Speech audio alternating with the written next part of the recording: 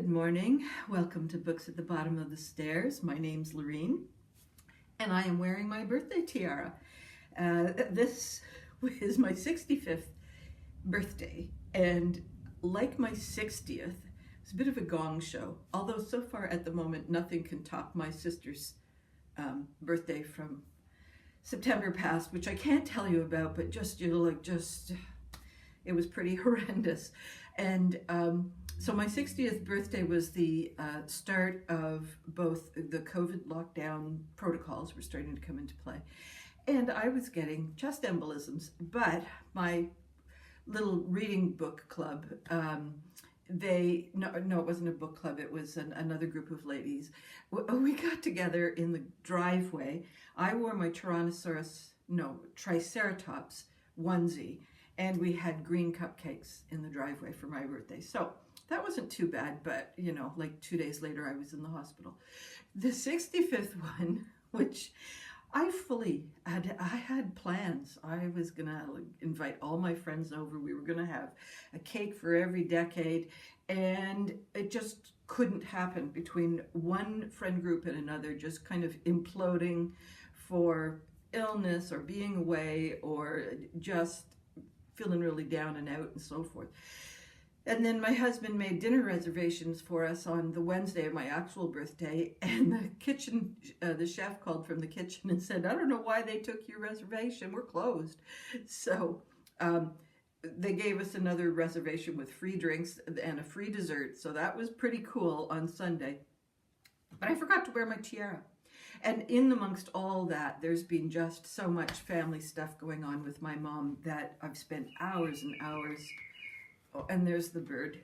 That makes it 11 o'clock.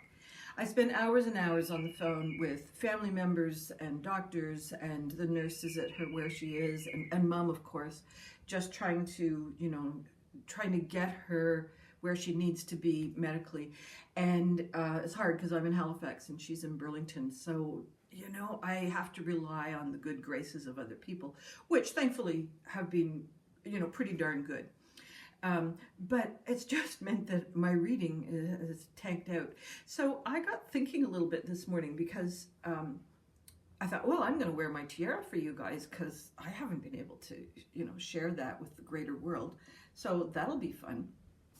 And then I was looking for happy socks, and I thought, oh, I was knitting a pair of happy socks, and they're pink. They're just like pinky, pinky, pink, pink. But in the view of all the stuff that's been going on, I have not quite finished the last seam of sewing them together so that they can be worn, but that should make me rather happy. When I get out of bed and I've got my little woolly socks on, I'll look at my feet and go, oh, that's a surprise. So that's one of my recommendations for this time of year when things are starting to slow down and people are struggling with their moods and patience levels, and everything seems like a great big pain in the arse. I mean, I don't think that's depression. I think it's on the edge of depression, and I certainly suffer. I suffer from depression, and anxiety, and it ramps up at this time of year. But I also know that somewhere around March, April, things are going to be okay. And this year, I'm actually going into January feeling pretty good. So these are some of my tricks, is to have happy socks. And the other thing that I like to do is I paint my toenails a happy color, and this year's pink. I didn't realize I was on a pink theme, but I am. So just, a happy color. Don't do taupe or gray or even green. Because if you look down at your toes when you shower, you're going to think, oh my God, I'm dying. What is that, moss? No. So get a happy color, like a ridiculous blue, or a real punchy purple, or like if you're really adventurous and you don't really mind that it's not good for the environment or your body or anything else, sparkles. So sparkles are good for you. The other thing that I did a few years ago is I went to IKEA and I got a fake plant. So I bought these two plants, and they were for a fundraiser. I'm very happy with them. They're very sensitive. They cannot quite bear my watering routine, which is every Wednesday you get watered whether you need it or not. And these guys tend to fade before then. So I stick this a dead alive plant right between them so they can wilt over top. It's a very great symbiotic relationship. So that's my silliness for trying to stay out of the bed over the course of January and February. So I just want to remind people that this is a difficult time of year, and it's got nothing to do with you as a personality. There's a lot of chemical stuff going on. There's a lot of like light stuff going on, weather stuff, too many coats. Everything just seems a little bit more difficult at this time of year, and it's easy to get down and get sad. And so these little perks don't actually change the weather, but if you've got a tiara under your ski hat, it's you know something other people don't know. It just gives you a little lift. The other thing that I discovered, and I'm going to link it in the doobly-doo below, is Tristan from Tristan and the Classics made a recommendation. He does classics, and he was saying, how do you get through a long book? Because he's got one of those book clubs where they're reading pretty interesting classics, but I've either read them, they're way too big, or I'm just not interested. I've already said to myself, nah, that one doesn't work for me. So they do 6, I think, over the course of 12 months. And he commented about how do you actually overcome reading these kinds of books and enjoying them as well as thinking about them. And he had a very simple solution to all of this. And I've been doing it since I saw his video. And it is quite simply reading 12 pages a day. Whether you read it with breakfast, or whether you read it at bedtime, which is what I've been doing, or you could do 4 pages at breakfast, 4 pages at lunch, 4 pages after dinner kind of thing, but just have the goal of 12 pages. 12 pages is a very reasonable amount, and for the most part, classics tend to have smaller fonts. And so then it doesn't seem like, oh my God, I'm never going to get through this. So how long have I been doing this? Maybe 8 nights. And I've already accomplished that much, because as I get going, this is where it can get a little bit of a danger, is like, I think, oh, that's interesting. And I keep going a few extra pages. So that's more than 12 pages a night.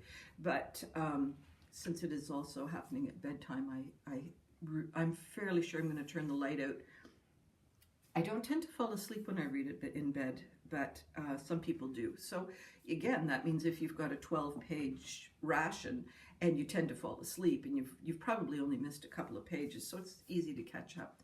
Anyways, it's working for me, and the book I'm reading is The Deepening Stream by Dorothy Canfield Fisher. And it's a slow one. It's about Matey, who it's taking place in America, and it's I don't think it gives us a year, but I'm going to say it's late 1800s. She has parents who are extremely competitive with each other. I mean, I think they really do love each other, but they just are always trying to one up each other in terms of their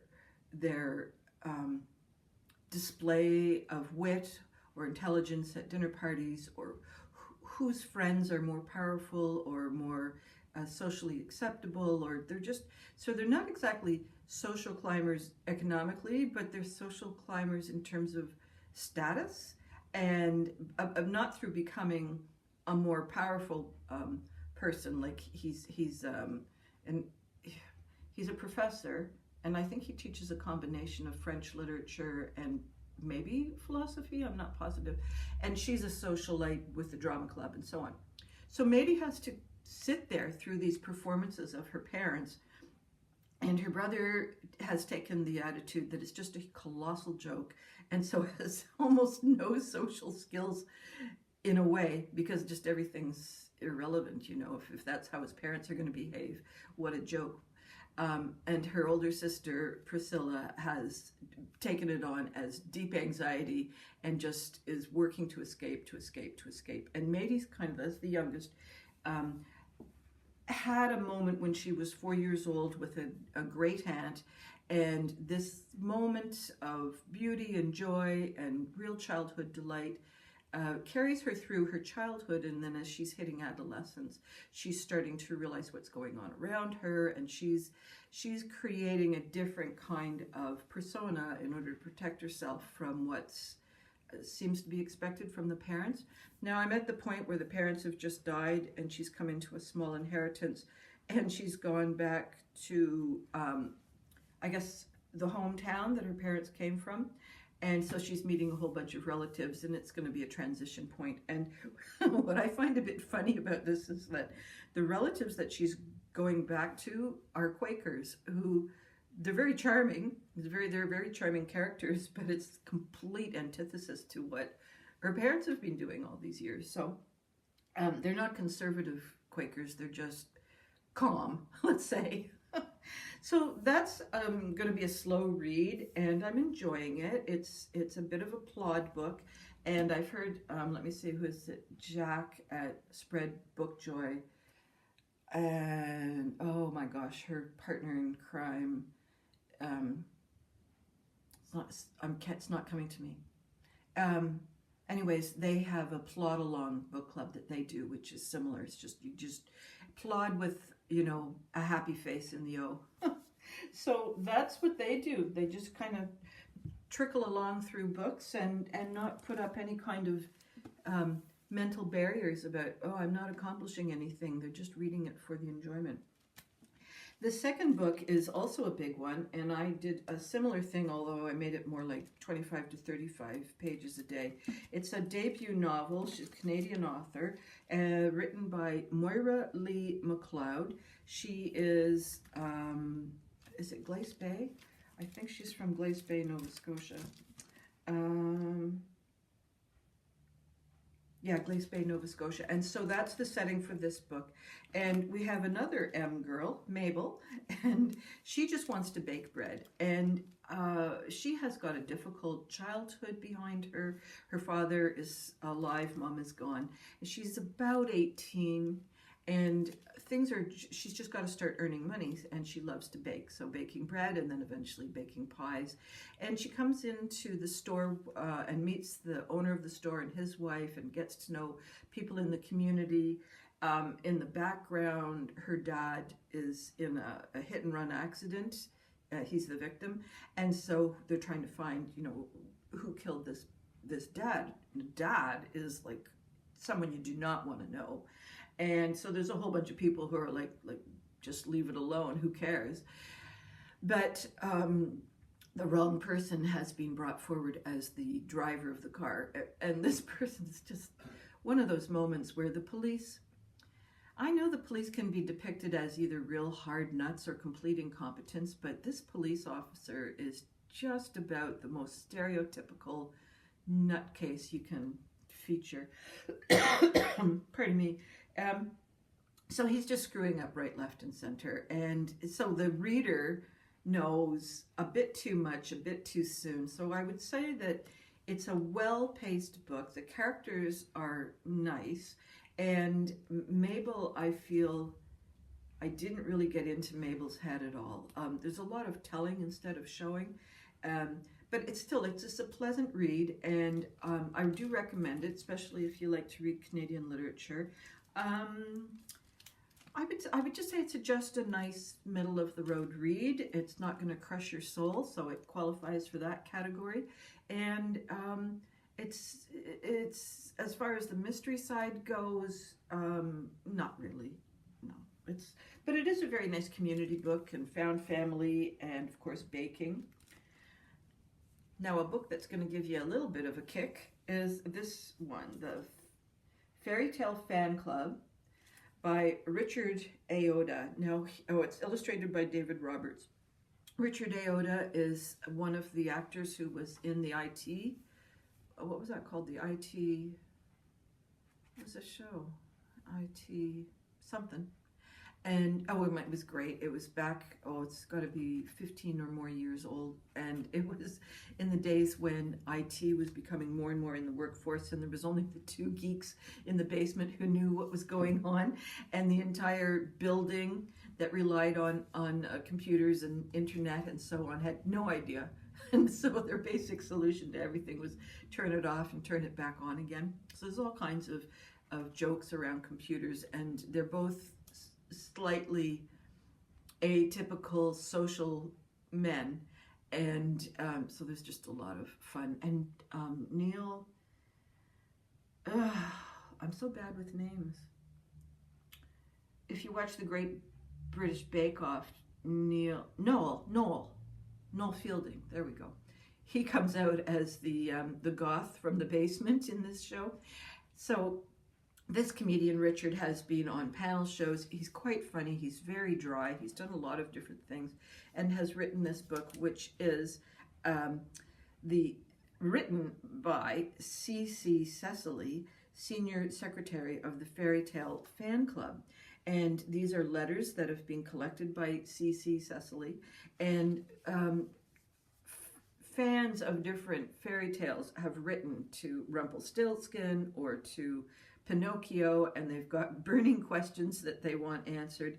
And Cecily has decided that instead of writing repeatedly the answers to these questions, he's going to gather them in this book. It's very amusing and very lighthearted, and it would be a great book to read if you're a fairy tale fan and you've been reading them with kids. This would be a great accompaniment book. Or if you're no longer, reading fairy tales to anybody except yourself secretly, then this is also just a really fun little thing to have adjacent to the fairy tales. And I'm about halfway through because, again, I'm saving the fun little jolly parts for days that are rainy or nights that I've just thought that's a good day to be finished. So the other thing I have to talk to you about are two series that I'm going to go back into slowly with no judgment, and just pull up a book every now and again. The first one is by Brian Jacques. What is the name of the actual?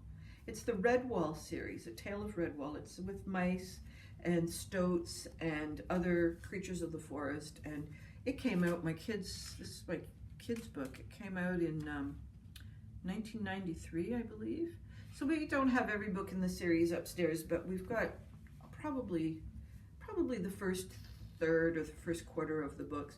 Again, it's just an adventure story, and I know that there's going to be some clashing of swords, and because the book continues on for another 5 or 6 books, you know that the hero is going to survive.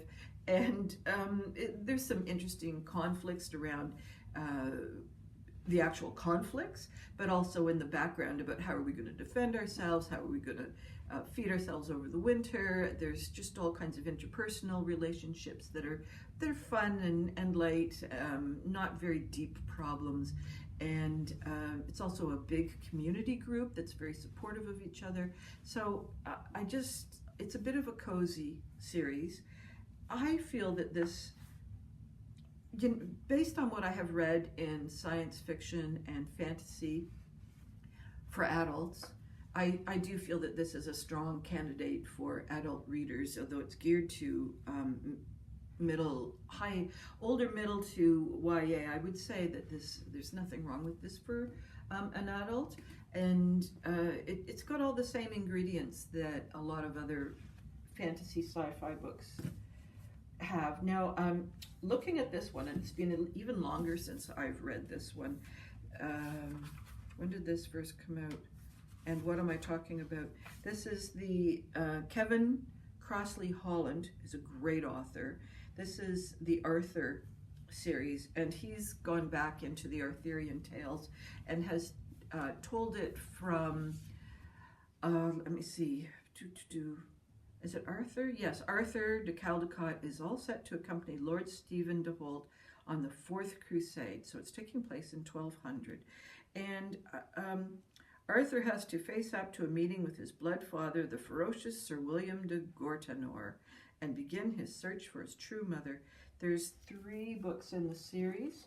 I really enjoyed it. I thought that it was it was a fun refresh for all the Arthurian stuff, and just again, there's a bit of adventure, there's a bit of swashbuckling, there's a bit of conflict between interpersonal conflict, as well as the whole revisiting of what the Crusades are like, and the difficulties of that. One of the things about reading historical fiction now that I'm much more aware of colonial settlement patterns and so on is you have to take your adult brain and just park it somewhere and just go, oh, wait a minute, the Crusades were terrible, and look what's happening now in the Middle East and stuff. You've got to just take that piece and set it aside and just enjoy the story. So the other thing I wanted to mention is, like, I was thinking I had much higher ambitions for today's video, and I just couldn't achieve them. And thought to myself, the other message to just share with yourself and other people is that sometimes good enough is good enough. And there are times in our lives or times in the season of the year where there's just too many obstacles in the way to do a perfect job or an excellent job. Sometimes just giving yourself permission to do good enough is an extraordinary gift to yourself. So for those of you who are not suffering from the doldrums, then I'm so happy. And, be sure to give a friend of yours or a family member, give them a sweet treat and, a warm hot cider. Just cheer them up a little bit. So that's it for me. I hope all your reading dreams and adventures continue to come true. And I will see you next week with no promises whatsoever, because Helen Humphrey's still on the shelf. We're going to get there sooner or later. Bye-bye for now.